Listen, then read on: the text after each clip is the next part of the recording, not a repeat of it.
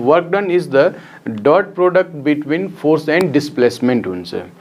र अब यसको युनिटको यदि हामीले कुरा गर्ने हो भने यसको युनिट चाहिँ एसआई युनिटमा चाहिँ जुल हुन्छ र यसको सिजिएस युनिटमा अर्ग हुन्छ। र हामीलाई यो 1 जुललाई अर्गमा यदि कन्भर्ट गर्नु पर्यो भने 1 जुल भनेर यो 10⁻7 चाहिँ अर्ग भनेर हुन्छ।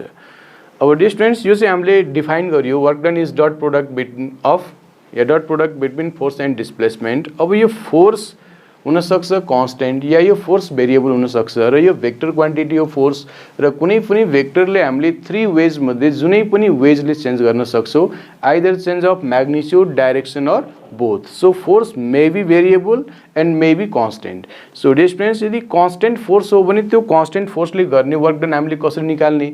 So work done by constant force is सिधै हामीले यही डट प्रोडक्टलाई जुन डिफाइन गर्छौँ a dot b ab cos theta, यसरी नै fd cos थीटा र यसमा थीटा जुन छ that theta is the angle between force and displacement.